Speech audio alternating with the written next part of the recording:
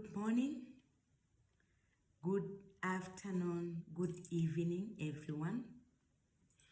You are watching again Dr. Faith channel. Today, I'm here again to share with you another subject with the topic titled or stated that roles or functions of educational psychology. I know dear future teachers or student teachers, you have learned a lot about psychology. You have learned about the meaning of psychology, the role of psychology. You have learned also the branches of psychology. Is where now you can find educational psychology, because educational psychology is a part of psychology, is among of many branches, and because you are specialized in teaching, then we will learn a lot about the educational psychology. And I remember that all of you understand when we say educational psychology, it means there are two disciplines. There are discipline of education, as well as the other discipline is psychology. So I know that you have already covered a lot about education and some historical background. And today I'm here to share with you the role of psychology and the other thing which is very, very important for today. The first goal is to understand the development characteristics of children or students. You know, when you study or you learn about educational psychology, it will help you to understand the different characteristics, and you'll understand the developmental stages of children, of learners, of your learner as a teacher. Because once you understand the developmental stages, then you can know what kind of subject matter to deliver in a particular stage. For example, children may pass through different stages, like as infant, as childhood, adolescent, and all of them, all stages, there are different kind of characteristics, because at these particular stages, remember, the child or your learner will develop in emotional, in physical, in cognitive, socially, as well as morally. So as a teacher or as a student teacher, it's very, very important for you to understand all these domains and their characteristics, so that you can help your learner or you can teach your subject matter well. Another important of education psychology is to help teacher to discover students with disabilities and how to handle them. You know, as a future teacher, it's better for you to understand that you are going to teach different kind of students with different biologically makeup. You know, some of your students will have these exceptionalities. And when we say exceptionalities, we are not based on the, we're not based much on the disability maybe.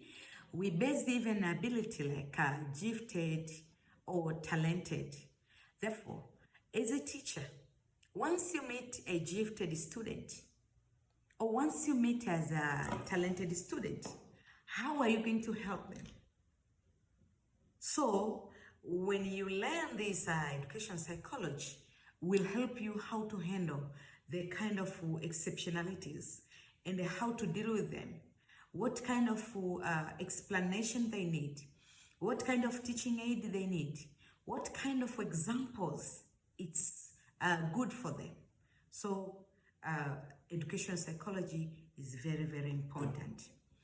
Another important of education psychology is to understand the individual differences, such as intelligence, ability, attitude, interests, and understanding all these individual differences will help the future teacher to understand what kind of lesson they need, or what kind of the lesson to deliver toward the particular students, as well as which methods is appropriate to your learner, which kind of teaching aid to prepare, so that every of your students could understand your subject matter. Remember, when we say individual differences, we will see what make differences between our learner or our students, like their background, like their kind of sex, if it is a boy or a girl. It's quite difference on how to deliver, especially when they are in different stages. For example, in adolescence, majority of learners, they are too emotional. So don't make examples by, some examples maybe may insult them. They can make them to ignore or to reject in their mind your subject matter. So education psychology will help you to understand their individual differences and how to prepare the appropriate lesson, which books is very important for them, which method to use, which example to apply inside the classroom, which resources to use so that it can suit all of your learner, as well as individualities. And this one is very, very important for you teachers to understand the individual or the background of your learner. Another important for education psychology is to provide teacher with information about how learning is acquired and the circumstances which are necessary for learning to occur. For example, making transfer learning, how to transfer knowledge from yourself, from your subject matter towards your student, because you are going to, as I told you, you are going to meet with different kind of learners, like gifted, like talented, like student with hearing impairment, student with visual impairment, student with the physical impairment. So how are you going to transfer? How are you going to provide the information about your subject matter so that every student could understand your lesson? For example, you're teaching chemistry, physics, biology, Kiswahili, history, mathematics, any other subject. It's very, very important to learn how to make a concept or concept formulation, to make it easy for your student, which methods to use, which could attract all your learner to understand. So information is very, very important for you to understand how you could transfer from yourself, from the book you learned, from your knowledge towards your student. Also, educational psychology alerts teachers on the importance of psychological atmosphere of the classroom, friendly environment, classroom interaction, hence teacher can teach effectively.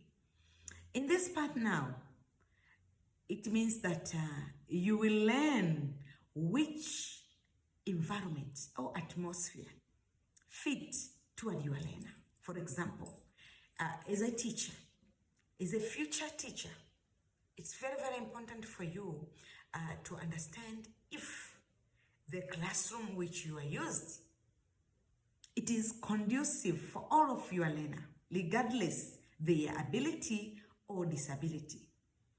Also, it's very, very important to consider in this part of atmosphere the classroom interaction. Does your learner interact well inside the classroom? All your learner, do they have the ability to share what they understand, your subject matter, or what they learn, or how to apply the knowledge you give them? So it's very, very important to make sure that your atmosphere is fit all kind of your learner.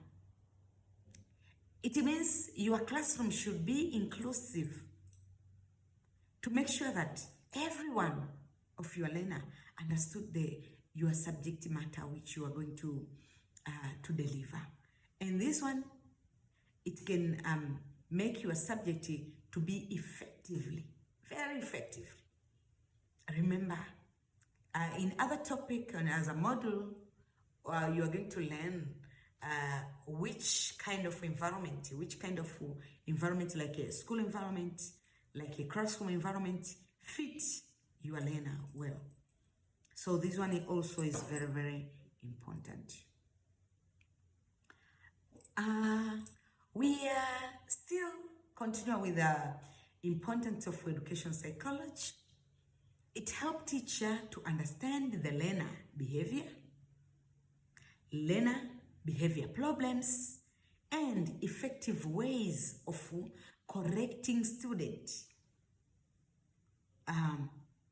For example, to avoid corporal punishment and use other type of reprimand, time out, counseling, and guidance. You know, as a teacher, you need to understand that, as I told you, your learner have got different kind of behavior. Therefore, some of them, their behavior will attract you as a teacher because it will be good for you. But some of them, they can have these behavior problems. So, as a teacher, you need to understand which behavior need what kind of maybe punishment. And we are not encourage the use of corporal punishment. We really avoid corporal punishment because you as a teacher, you can use other way to treat or to make your student to stop the bad behavior and to enhance good behavior, like use of reprimand, or you can use timeout, or you can use counseling as well as guidance. So please, teacher, don't use corporal punishment because it's very, very important to understand your learner are quite different. Some of your learner will have this will have the maybe fast learner, will be fast learner. So don't compare your fast learner student with the slow learner student. What you need as a teacher is to understand the individual differences and to make sure that you plan the other time to help those slow learners. So don't use corporal punishment always. Please, I insist you to study the behavior, to study the background of your learner, to understand your learner, so that you can teach the subject and all of them could understand and love your subject matter. Because I believe that you are going to teach them the subject which they are going to use it in their day-to-day lives. So make sure that you avoid corporal punishment and use the other way. Dear teacher, please consider it. Okay, let us continue. The other important of educational psychology for you, future teacher, is to enable you to select the appropriate motivation strategies, such as positive reinforcement, negative reinforcement, depending on the depending on the circumstances. Therefore, once you are inside the classroom and once you teach your students, please make sure that you understand at what time you are required to reinforce your learner. If your learner doing well, please make sure that you reinforce them. Sometimes you can praise them, sometimes you can arrange a small gift, sometimes you can do a lot of things which you learned inside the classroom to make sure that you motivate your learner. Once he achieves maybe 70, after your motivation, next time could achieve 90 or 100. Because you teachers, you are a parent. You need to encourage your learner so that they can learn your subject, so that they can enjoy while learning your subject, so that they can understand how they can apply your subject matter. So sometimes you can learn about you can use reinforcement, positive or negative, depend to the behavior which is happening inside the classroom or outside the classroom. And make sure that when you motivate your learner, your purpose is to motivate him or her to learn more, to achieve more, and not otherwise. The other important of educational psychology is to contribute to the area of measurement in the evaluation. You know, as a teacher, according to our curriculum, we normally use the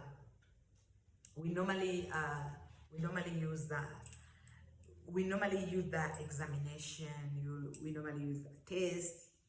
We normally use different things, different measurement to measure understanding of our learners. So, in education psychology, we suggest various tools and techniques for assessment and the evaluation. For example, you can use performance tests inside the classroom. Sometimes you can use oral tests to see if your learner understand well what you teach them. Sometimes you can use the written test. Sometimes you can use portfolio, take-home test, project, mini research, and the other, so that you can help your learner to understand well the subject. And this measurement and evaluation will help you as a teacher to see to what extent your learner understood your subject matter. So make sure that you measure, or you use the questions, or you measure according to what they covered, or you measure according to what you understand. For example, sometimes you can measure before you starting the new topic to understand their understanding. And then after teaching, you can give them another test so that you can see before and after your test. All of these are allowed as a teacher.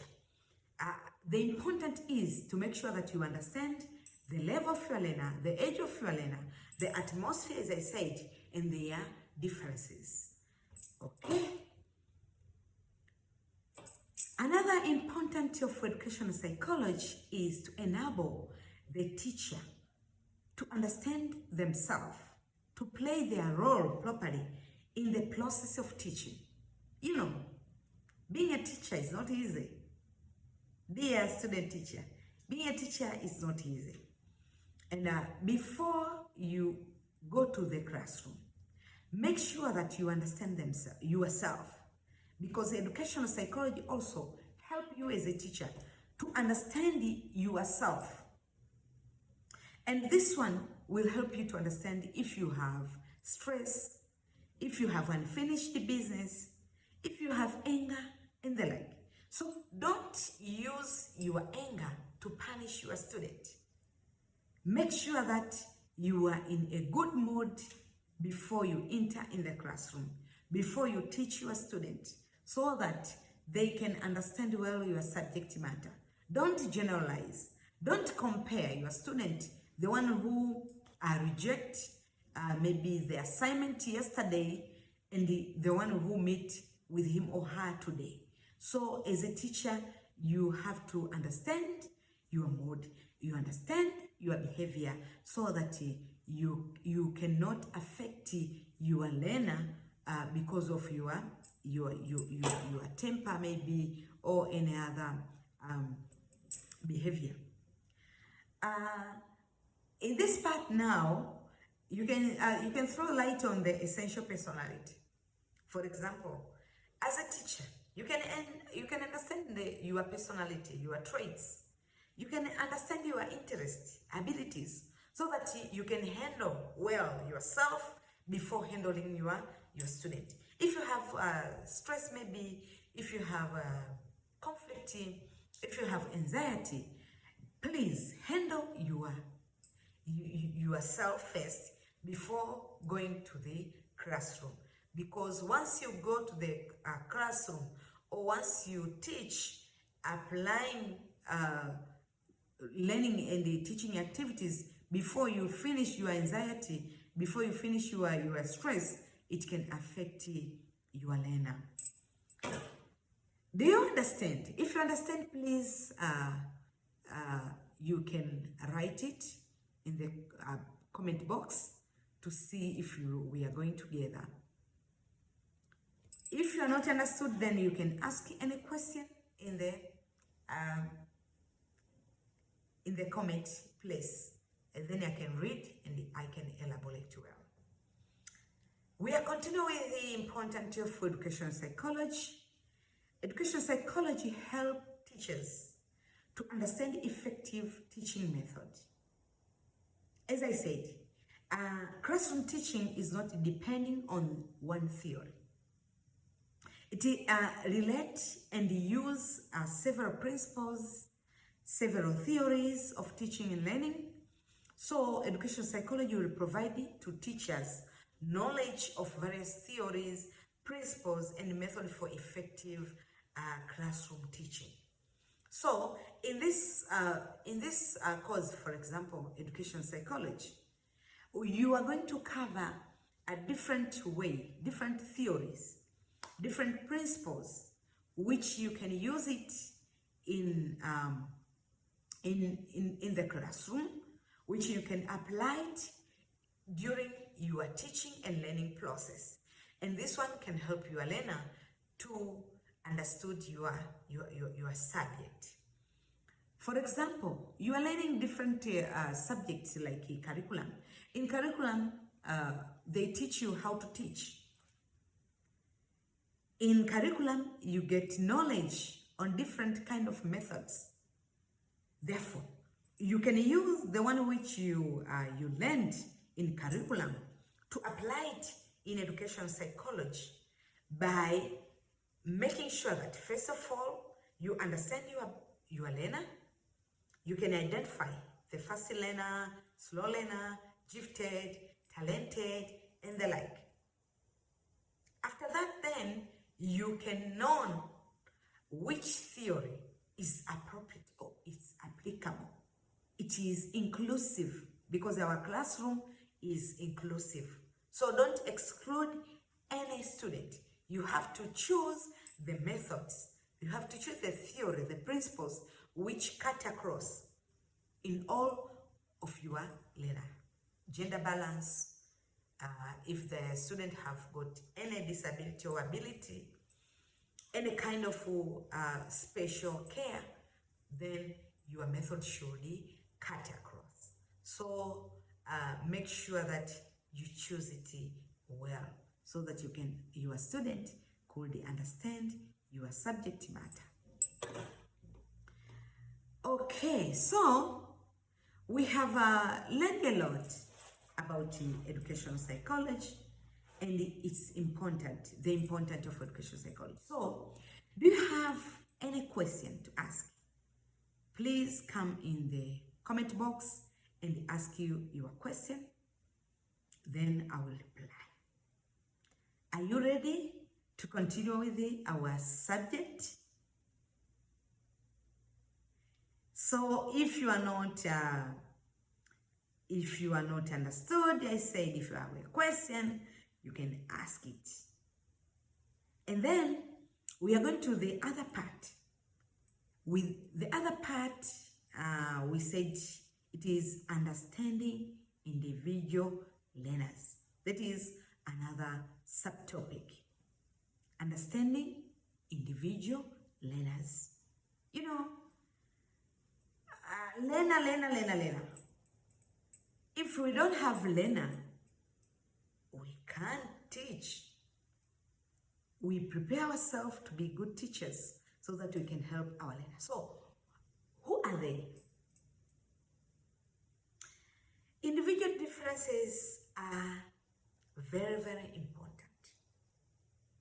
Once you understand, if you as a teacher, you want to understand the individual learner, it's very, very important for you to understand the thing we call individual differences or psychological characteristics that distinguish one person, one student to another student, one pupil to another pupil, one child to the other child.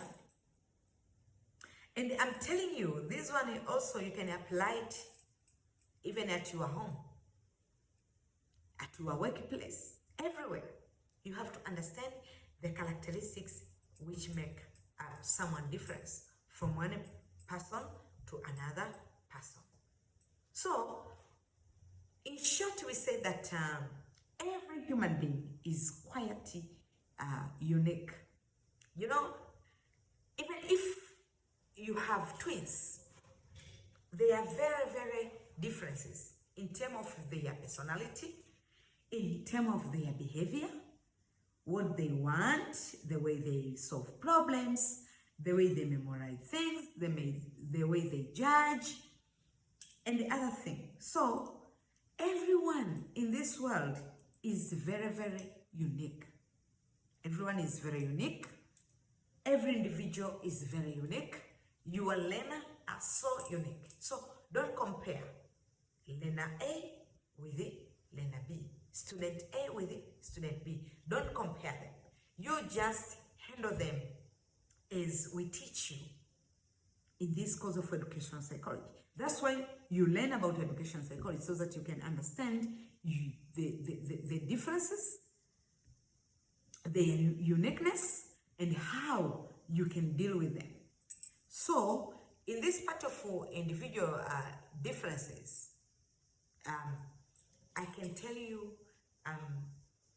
there are many traits that distinguish students and thus influence how and why they learn. You are, as a future teacher, once you accomplish your studies, you are going to meet with a different kind of students at your school. As a mother also, you are going to be a mother, you are going to be a father. You are going to have different kind of children. So, it is very, very important for you to understand how you can distinguish. For example, inside the classroom, maybe let's say you have 25 students in your classroom. Among all 25 students, they are not resemble. They are different in terms of their sex, because you are going to meet with girls and boys. They are different in race. They are different in age. They are different in culture. They are different in socio-economic status. They are family socio-economic status. Therefore, in this type of differences, it can decide how do they understand your subject matter and how are they behave inside and outside the classroom. Also, your learner could differ in intelligence, ability to learn, and perform their subject matter. So, like I said that you can find your student, some of them they are gifted, but some of them they have mild mental retarded. Some of your students in their family, they ignore girls. Therefore, inside the classroom, if you ask them questions, they can't even raise up their hand because they thought maybe you can ignore them. So as a teacher, it's very, very important to understand. Don't say, kwa nini hamjibu maswali? Kwa nini wasichana hamnyoshi mikono? No, they are coming from different background. What you need now is to encourage them, talk to them, guide them, counsel them, so that they can be a very, very nice student. Also, you are going to meet some students with the physical and healthy differences. As you know, human being born with a different kind of maybe healthy problems. Some of them, they have permanent diseases. Some of them, they have temporary. Some of them, their body, they can't fight in some kind of weather. So as a teacher, you need to be very, very careful the way you deal with these learners. Also, differences in interests. Your learner, as a human being, they have different kind of interests. So as a teacher, you have to understand, inside the classroom of 25 students, everyone have got its own interests. So sometimes you need to make sure that you cut across. Don't leave anyone behind. Sometimes there are things we call it motivation to learn and the aspiration.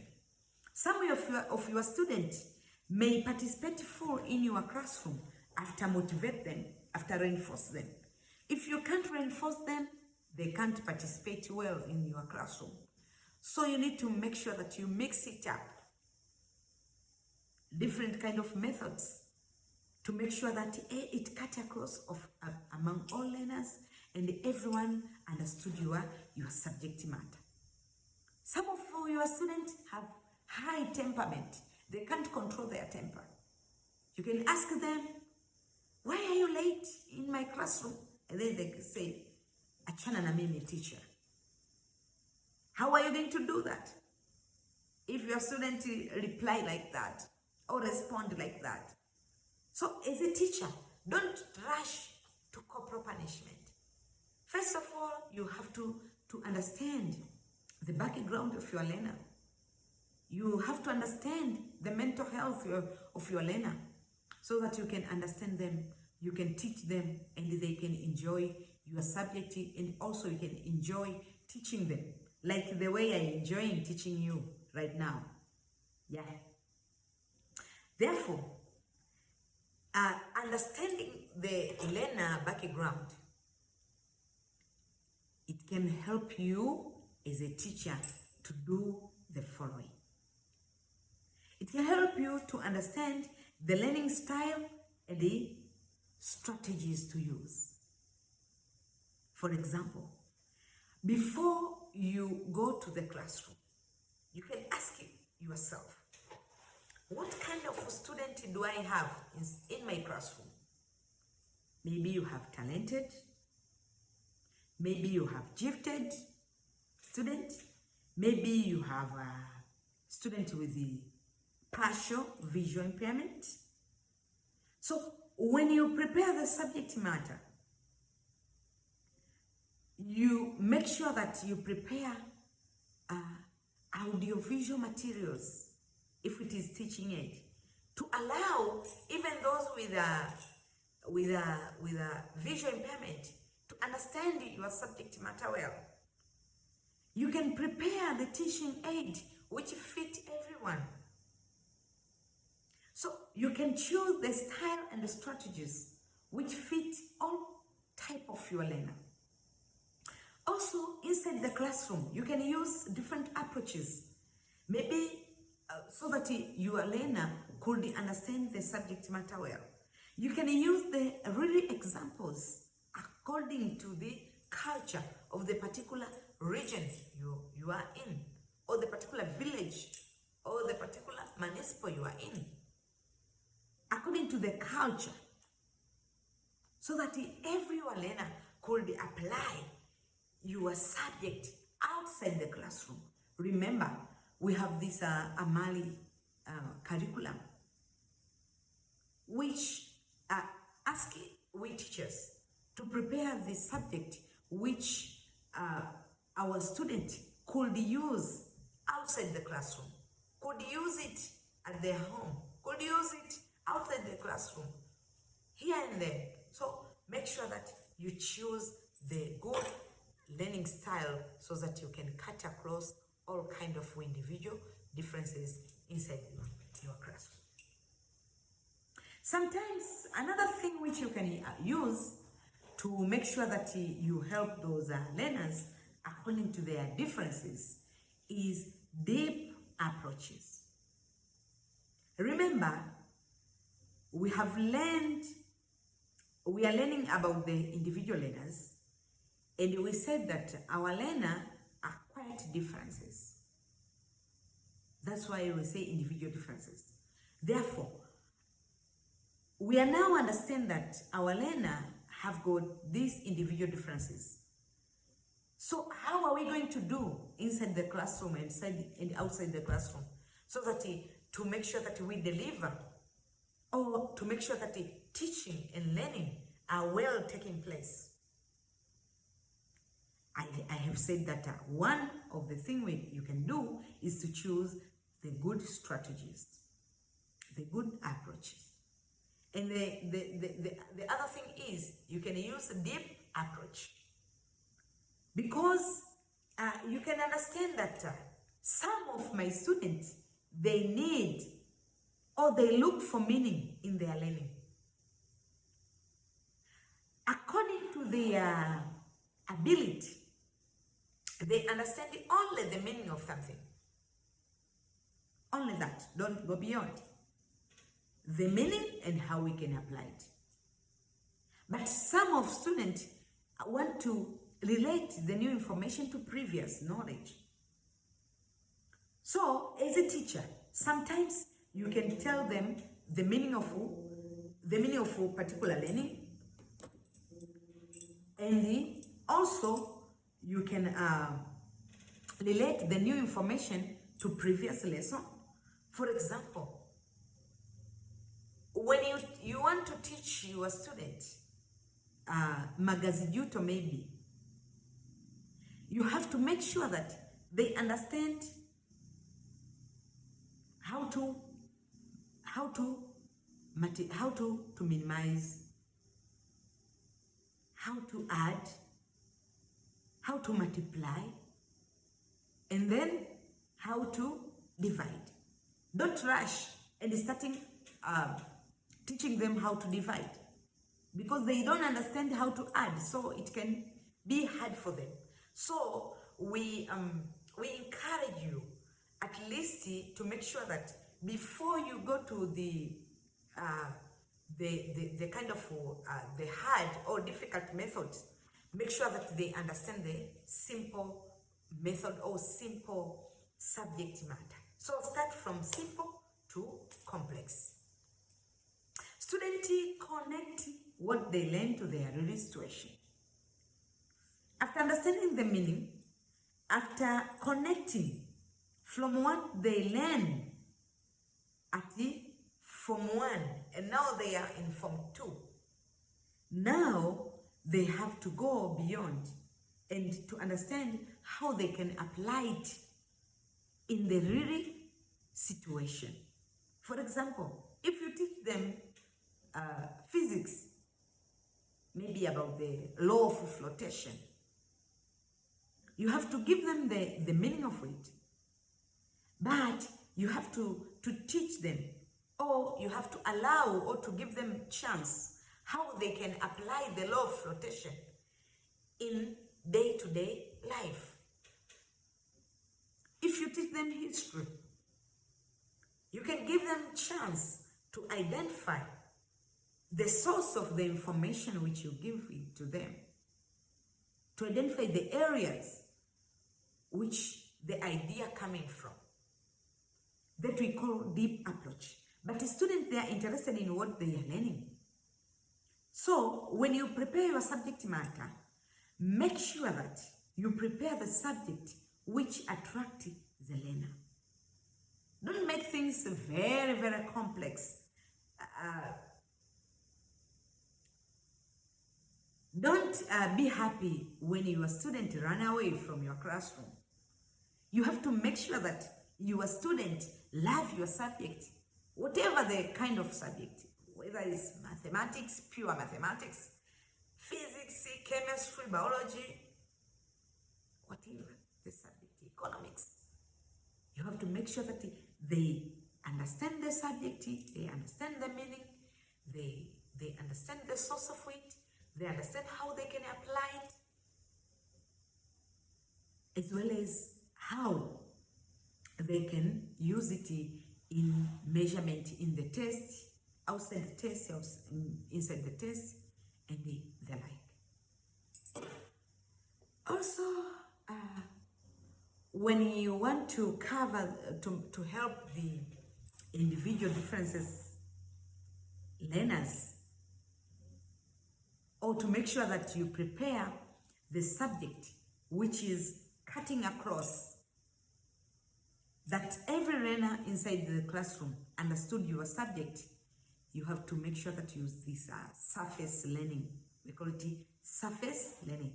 The previous was deep learning. This one is surface learning. So when we say surface learning, it means that students rely on rote learning.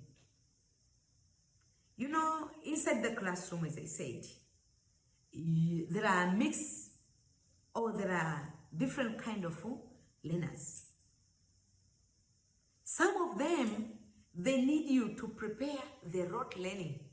When you say rote learning, it means how to capture the key ideas and to apply it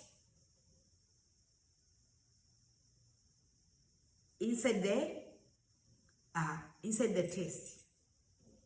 How to use it in the examination. For example, I think everyone understood the issue of table.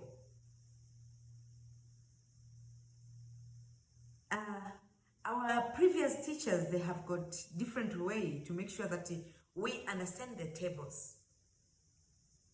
Before doing anything, the student starts to sing the song about the tables. Mbili mara moja mbili, mbili mara mbili nne, mbili mara tatu sita, mbili mara nne nane, mbili mara tano kumi, until the end. That is, we call rote learning. And I remember when I was in secondary school, my chemistry teacher used the methods of a song to make sure that we understood the element. Like, hello Elena, lile beberu bora, chinja na ondoa figo nene. Nani mgogo aliyeiba simba pale kantini. This one was helping us to claim the element. But if the slow learner student catch up the song, sometimes he or she can fail to apply it in other way, but at least she or he has this ABCD about the element of chemistry. So in your subject, any subject which you are specialized, dear future teacher, make sure that those complex topic, you simplify it. so that every learner could get this surface learning. Students restrict learning to the defined syllabus. At this point of surface learning, you find that your learner only concentrate of the syllabus and not go beyond. Don't go beyond the requirement of syllabus. Sometimes students lack confidence and fear of failure. So once your student fear to fail in the subject matter, you can help him or her at least to understand the tips of your subject matter, the tips of the topic, at least to have the ability to answer it inside the classroom. But once you get the time, please make sure that they apply it in day-to-day activities, day-to-day life, so that they can apply your subject matter or what you have been told them inside the classroom.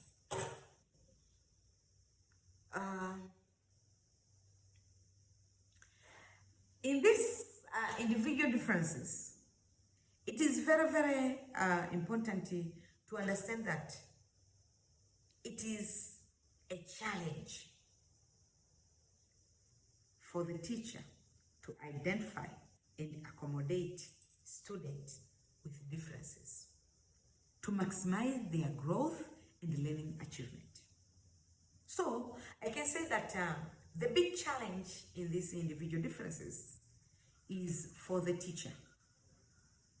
You are going to face this challenge, and we teach you education psychology so that you can know how to maximize the growth of your learner, so that you can maximize the teaching and learning process to make sure that your learner understood the subject matter.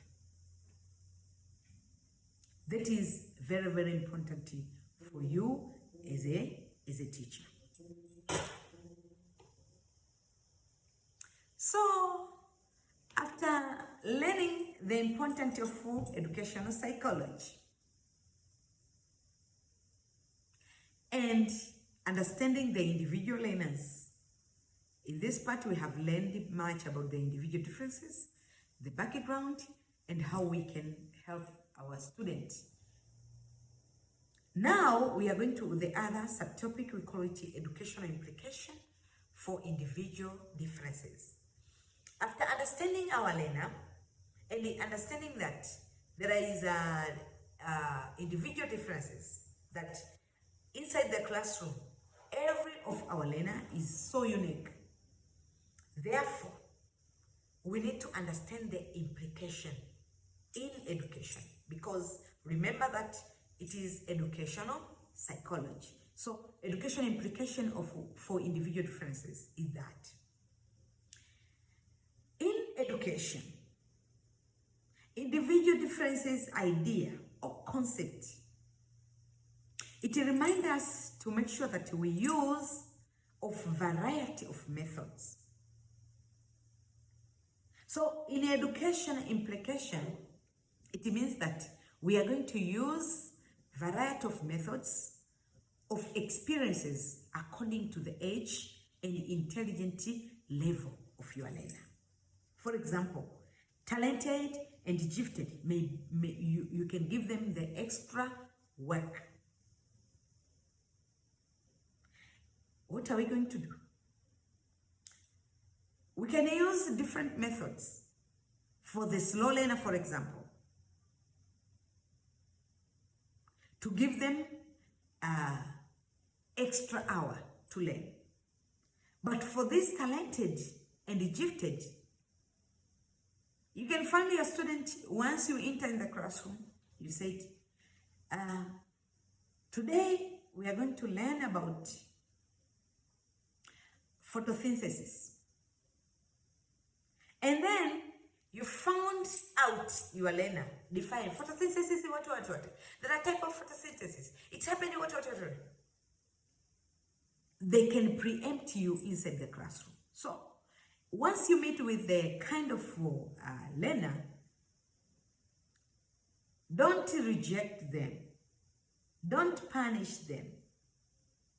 What you are required to do is to make sure that you give them extra work. For example, if you give other students 20 questions to respond as a in-classroom quiz maybe, or as assignment, to those talented and gifted, give them 50 questions. Because once you give them 20, the same as others, they can write it as fast as they can, and then they can start to disturb other students. Sometimes they can even write, they can help to write the questions and to respond the questions to the other slow learners. And remember, your task is to make sure that every of your students understood the subject matter. So, make sure that you give them extra work. If you find the student with difficulties, maybe you can provide a short instruction or short information. Sometimes the way you ask them questions, let it be very short. So you can prepare the examination which makes the question. The gifted could respond, and those are with a difficult or slow learners could respond. So you have to mix it out. And you know, majority of teachers, they love gifted because once you teach them, you don't use extra effort. But I'm telling you, as a teacher, make sure that you love all your students, you help all of them so that they can understand your subject matter. Another thing as the educational implication in individual differences is make use of adequate materials or resources based on the nature of your student. Therefore, before you enter inside the classroom, before you prepare your subject matter, make sure that you prepare the resources which help all of your learner to understand. And we advise to use the mixed methods or the mixed materials of resources,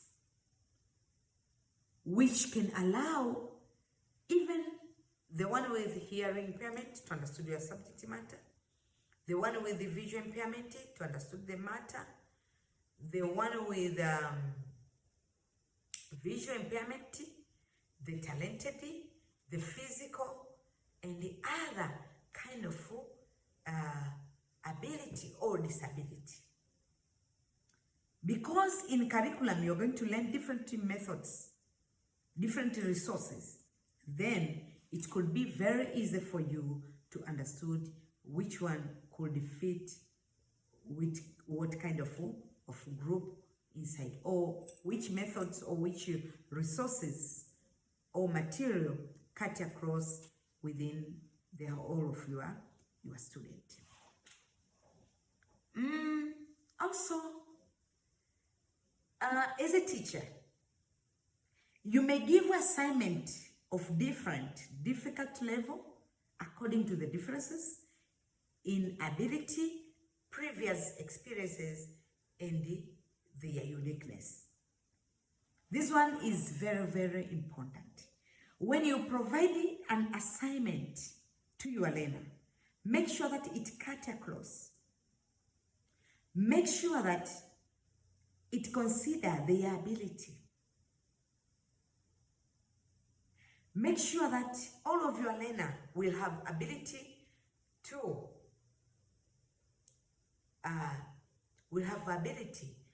respond toward your assignment. Also, individualized support spare time to talk to student, counseling services, and the parental involvement. As I said, don't rush to punish. For example, there are among of schools in our country, kuna mwanafunzi alikuwa anachelewa sana kufika darasani. Sasa kila akifika darasani mwalimu alikuwa anamchapa. Kila siku anachelewa mwalimu anamchapa. Kila siku anachelewa mwalimu anamchapa. Sasa siku moja mwalimu akasema, kwa nini mwanafunzi mimi ninamchapa mara kwa mara? Ana shida gani? Mwalimu akaamua kumuuliza. Ndipo yule mwanafunzi akamwambia, mwalimu, nyumbani naishi na mama peke yake. Mama yangu ni mgonjwa. Kwa lazima niamke asubuhi, nioshe vyombo, nipike deki, nimpike mama, nihakikishe kila kitu kiko sawa ndio nije shule. Ndio maana nachelewa. Kwa hiyo nimeona bora nipigwe, lakini nyumbani mambo niache yako vizuri. Sasa imagine wewe kama ndio mwalimu ungejisikiaje? Automatically ungejisikia vibaya. Kwa hiyo don't judge. Tuna wanafunzi wengine ambao ukimuuliza swali anakutukana au anakujibu majibu ambayo hayana heshima kwa mwanafunzi na mwalimu wake.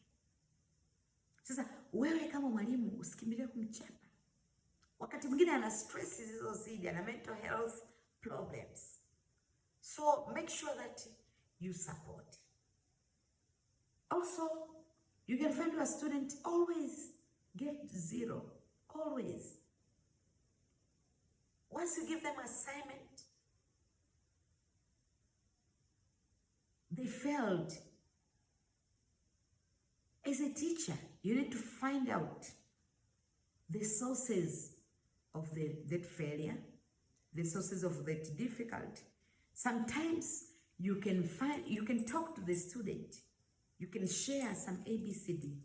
As I said that, as a teacher, you are a counselor, you are a pastor, you are a mother, you are a father, you are everything. So that you can help your learner to understand the subject matter. Sometimes you can have an extra time to help those learners who have got slow learning and slow understanding, to make sure that your subject is going well. And that one we call it a remedial instruction. So you can prepare remedial classes. But also achieving equality by overcoming challenges and minimize barrier to learning. For example, you remember you are a teacher. So don't use your authority to cause to be a barrier of your learner to understand the subject. Make sure that you be friendly with your learner so that they can love your subject. Teach well. Follow the instruction. Follow the rule of teaching and learning process in order to help them. And the last one, you have to develop their talent. As a teacher, it's very, very important for you to understand the talent of your learner. Please make sure that you have a time outside the classroom. Leave them, but follow them so that you can understand or you can identify different kind of talents. Sometimes you can find your student achieve 0 in examination, but he or she have ability of drawing, singing, and the other talents like game and sports. So as a teacher, you can help the learner to make sure that once they are in the school, they develop their talents, their gift, and the zawadi ambazo Mungu amewapa. Sasa basi, nafikiri wote tumeelewa, na kama hujaelewa sasa utaandika komenti zako kwenye kiboksi hicho kama kimekaa kama message, and then mimi nitazisoma vizuri kabisa, nitaelewa, nitakujibu. Lakini kikubwa ninatamani uwe mwalimu mzuri sana, na kuwa mwalimu mzuri sana inawezekana. Kama tulivyosema, kozi yetu ya Educational Psychology yenyewe inakusababisha ujue tabia mbalimbali. Ukishajua hizo tabia, unajua namna gani ya kuzisaidia, namna ya kujenga tabia na namna ya kubomoa tabia mbaya, namna ya kujenga tabia nzuri. Hiyo ndo kazi yetu kubwa. Kwa hiyo naomba kama hauja subscribe Dr. Faith Nabwera channel, please subscribe na like, lakini naomba uendelee kufuatilia. Takuja na mada mbalimbali zinazohusu vijana, malezi ya watoto, maisha ya chuo, ujasiriamali na vitu vingine mbalimbali ambavyo vitasababisha wewe kijana uweze kuwa kijana mzuri na uweze kujiandaa kukabiliana na maisha yako. Endelea kuifuatilia Faith Channel. Bye bye. Asante kwa kunisikiliza.